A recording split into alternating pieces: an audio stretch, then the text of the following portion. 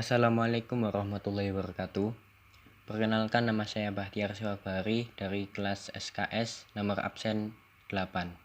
Pada kesempatan kali ini saya akan mempresentasikan sedikit materi saya tentang kelenjar gonad.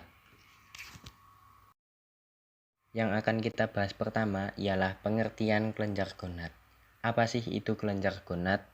Kelenjar kelamin atau kelenjar gonad adalah kelenjar endokrin yang memproduksi dan mengeluarkan steroid yang mengatur pembangunan tubuh dan mengendalikan karakteristik seksual sekunder.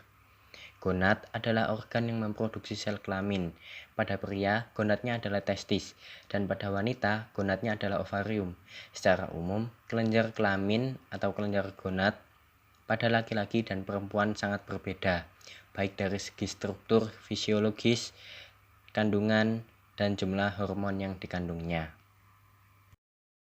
Yang akan kita bahas pada presentasi kali ini ada 4 subbab materi. Yang pertama hormon, yang kedua fungsi hormon tersebut, yang ketiga apabila kekurangan hormon tersebut, dan yang terakhir apabila kelebihan hormon tersebut. Selanjutnya akan kita bahas hormonnya. Hormon testosteron. Pada pria, sebagian besar hormon testosteron diproduksi di testikel atau testis atas koordinasi hipotalamus dan kelenjar hipofisis di otak. Dalam jumlah sedikit, hormon ini juga dihasilkan oleh kelenjar adrenal yang terletak di atas ginjal. Walau begitu, hormon testosteron juga terdapat pada wanita, namun dalam kadar yang sedikit. Hormon testosteron memainkan peran dan fungsi krusial untuk kehidupan pria. Fungsi hormon testosteron tersebut bertanggung jawab mulai dari persoalan seksualitas hingga kesehatan tulang dan otot. Kemudian kita akan membahas fungsi dari hormon testosteron, yakni ada 6 macam. Yang pertama, perkembangan seksualitas. Fungsi hormon testosteron untuk seksualitas pria mungkin paling dikenal oleh banyak orang. Saat anak laki-laki memasuki fase pubertas, mereka akan mengalami perubahan fisik dan psikologis.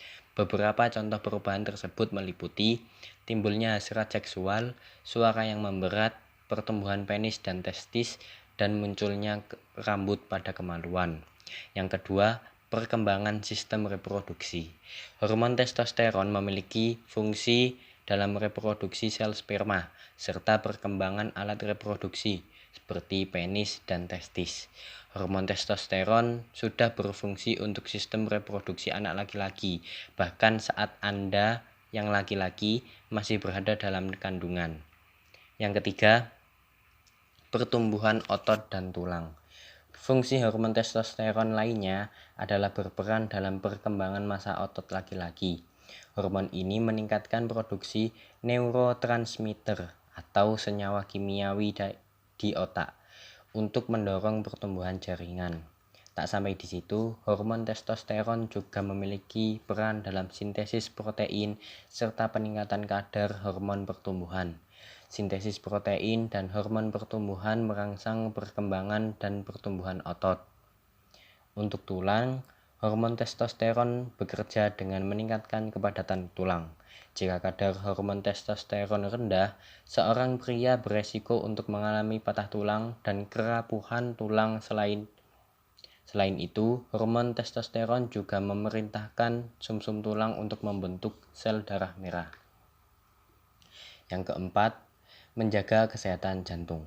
Seperti yang telah kita sebutkan sebelumnya, hormon testosteron memerintahkan sumsum tulang untuk memproduksi sel darah merah.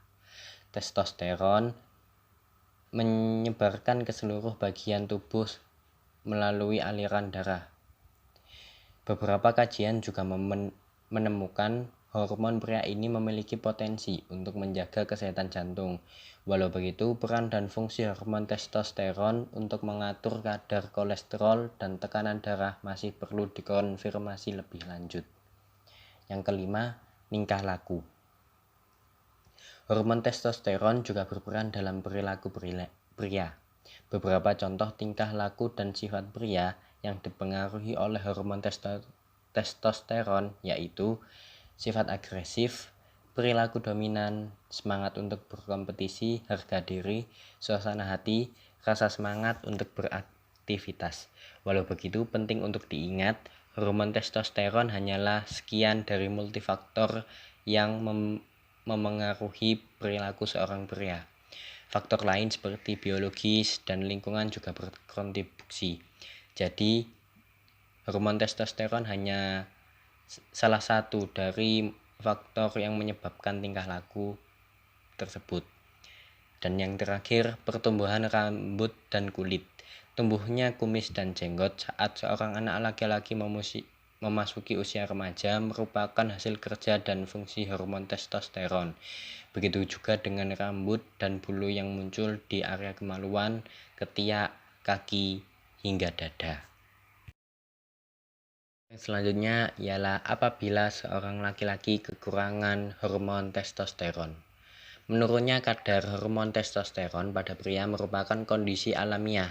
Seiring dengan bertambahnya usia, selain usia, menurunnya kadar hormon pada pria dapat dipicu oleh hipogonadisme.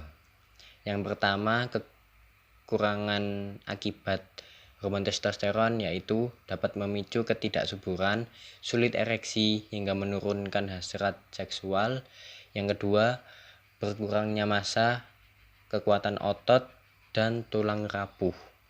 Dan yang terakhir, meningkatkan kolesterol atau lemak tubuh dan terjadi pembesaran di kelenjar payudara.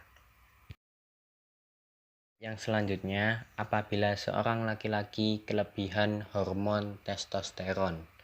Yang pertama, kelebihan sel darah merah dan hemoglobin yang akan mengakibatkan serangan jantung dan stroke. Yang kedua, kulit berminyak dan jerawatan karena disebabkan oleh tingginya kadar dihidrotestosteron. Yang terakhir, rambut rontok.